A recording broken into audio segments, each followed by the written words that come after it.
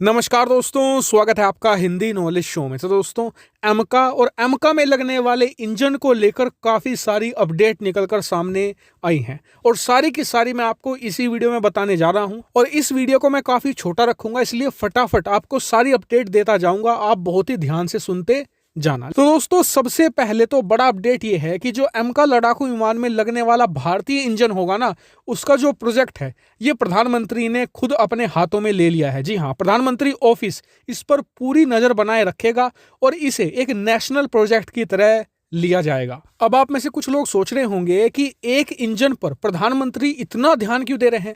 तो इसका एक कारण है।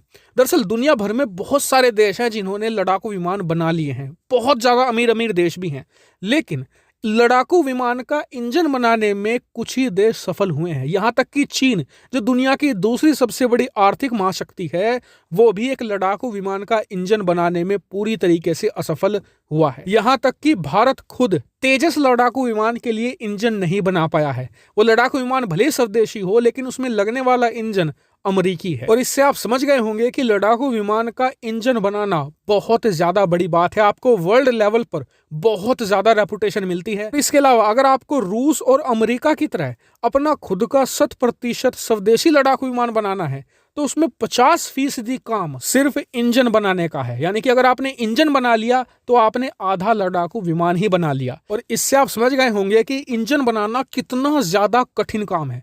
अब आप कहेंगे कि ये कठिन काम हम करेंगे कैसे, तो इसको लेकर भी अपडेट है। दरअसल जो भारत की गैस टरबाइन एस्टेब्लिशमेंट है, ये अब एक डील कंक्लूड करने जा रही है और बहुत ही जल्द आने वाले कुछ महीनों में जो यूके की कंपनी है रोल्स रॉयस, इसके साथ एक डील करी जाएगी, जिसके तहत दोनों मिलकर रोल्स रॉयस और भारत की गैस टरबाइन एस्टेब्लिशमेंट ये एक इंजन पर काम करना शुरू कर देंगी।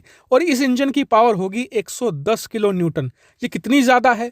जो अमेरिका का ताकतवर इंजन है F414, उससे 20 किलो न्यूटन ज्यादा, वो लगभग 90 किलो न्यूटन का होता है। हालांकि आप सोचेंगे कि हमने रूस का सहारा क्यों नहीं लिया या फिर दूसरे किसी और देश का, तो इसका कारण है।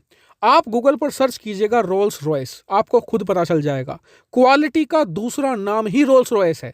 इसकी कारें भी आती हैं रोल्स रॉयस की, जिसकी शुरुआत ही लगभग 6 से लेकर 8 करोड़ से शुरू होती है। इससे आप समझ गए होंगे कि ये कंपनी क्वालिटी पर कितना ज्यादा फोकस करती है। वरना भारत के पास ऑप्शन दूसरे भी थे। फ्रांस की कंपनी थी सैफ्रॉन, अमेरिका की कंपनी थी जनरल इलेक्ट्रिक्स, इसके अलावा रशियन कंपनी भी थी। लेकिन हमने यूके की कंपनी रोल्स रॉयस को इसलिए चुना है कि भले ही इंजन बनाने में साल 6 महीने की देरी हो जाए, पैसा 1 अरब की जगह $2 अरब लग जाए, उसमें दिक्कत नहीं है, लेकिन कहीं पर भी क्वालिटी पर कॉम्प्रोमाइज नहीं होना चाहिए। और हमारा जो इंजन होगा, इसकी क्वालिटी का अंदाजा इस बात से लगाइए कि जब ये एमका में लगेगा ना, तो बिना आफ्टर बर्नर यूज किए हुए ये सुपर क्रूज करा देगा एमका को। इससे आप समझ सकते हैं कि कितना पावरफुल और क्वालिटी में कितना टॉप नॉच इंजन ये होगा। इतना ही नहीं, एक और बड़ी खबर ये है जो इसकी टाइमिंग को लेकर है। दरअसल मान लीजिए कि मार्च 2022 में हमने रोल्स रॉयस के साथ इसका एग्रीमेंट साइन कर दिया। उसके बाद मार्च 2025 तक, यानी कि 3 साल के अंदर इसके 8 इंजन मैन्युफैक्चर हो जाने चाहिए। अब उन 8 इंजन का क्या होगा? उनकी की जाएगी टेस्टिंग, अलग अलग फैसिलिटी में, अलग अलग कंडीशन में जांचा परखा जाएगा कि इंजन अच्छे से काम कर रहे हैं या नहीं। और फिर उसी के हिसाब से रोल्स रॉयस और गैस टरबाइन एस्टेब्लिशमेंट को यहां पर आगे के इंस्ट्रक्शन दिए जाएंगे, जिससे कि वो इसी हिसाब से अपने काम पर प्रोग्रेस करेंगे।